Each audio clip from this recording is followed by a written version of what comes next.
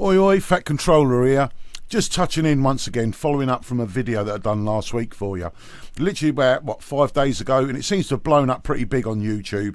I made that video simply for the fact of I get a lot of messages, people asking me how I tend to get around Facebook copyrights with my radio shows that I do twice a week.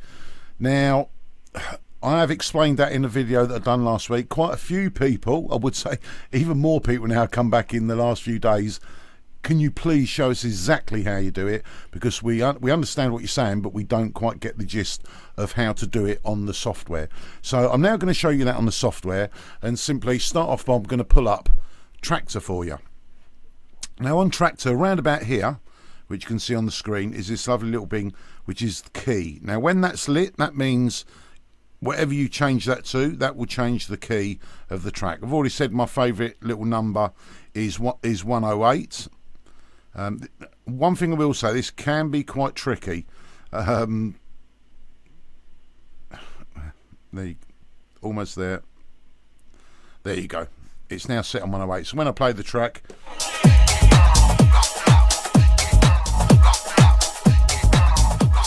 okay, that's at the 108. Now, if you can set that and set the other deck, which I'll show you there, have them both set to the same, so the key pitch in your mind will work. Whatever tracks you're doing, you normally do, will fit because of the new key change across the board.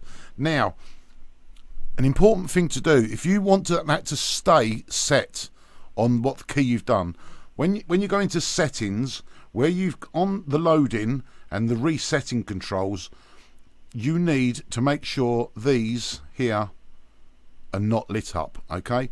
Because if they are lit up, every time you load a new track into the mixer, it will reset the key. So okay, they're set there, so I know for 1 hour, 2 hour, whatever the radio show is, it's absolutely fine. It'll be the same for you for when you're doing your Facebook live mixes.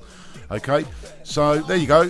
One little thing to watch out for, when you are actually doing that, you've got the key shift, do not touch the dial, because if you do it, it will change, okay? And as I say, I've just showed it, it's quite awkward to just get it bang spot on. Okay, so there you go. That's simply it in Traktor with both keys there. Now, I am going to show you quickly in Rekordbox. Now with Rekordbox, obviously it's not up to the standard of Traktor, but it does have a key there. Now, as you can see on the, it's got a key sync. It will lock it. Whatever key is, it's there. You can change it, but it is entire keys. It's not a small percentage. It's quite a drastic key, but once again, you can do it. Now, there is an issue of that once you've got that, then you load a new track into it. You've then got to go and do that with your next track. So it's a little bit awkward with Rekordbox, not quite as an infinite little tool as what it is in Traktor, but as everyone knows, Rekordbox is constantly developing and we'll get there. I have got Prime loaded up, just to quickly pull Prime up. With Prime, it will show you the key. Now, you can key lock. Obviously, if you pitch it up, it will start playing. The key will slightly alter as you pitch the track up.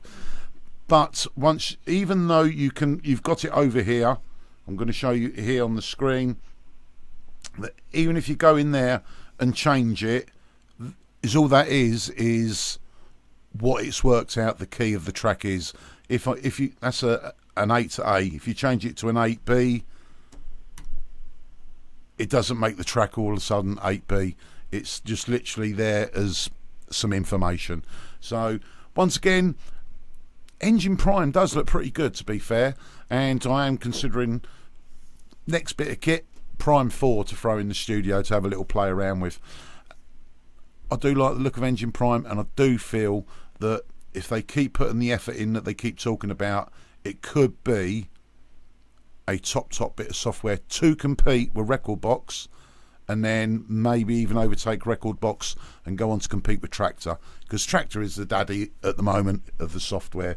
I'm currently on an S4 Mark III which I only use in the home studio. I use a Mark II out on the road because it's extremely stable.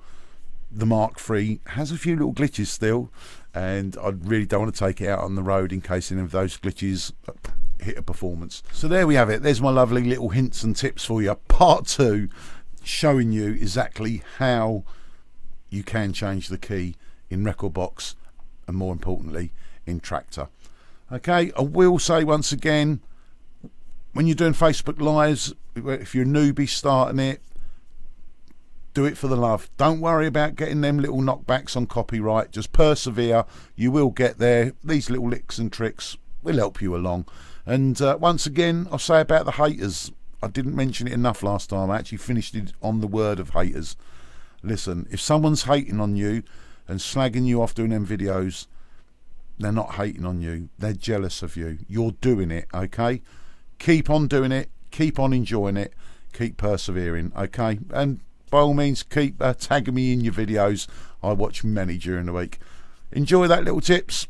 I might do some more for you. Who knows? Anything you want to know, just drop me down there. There's a little question box in there. Just put it down there, and I do see them on a regular basis, and I'll get back to you and give you your personal reply. Thank you very much for watching. Catch you again.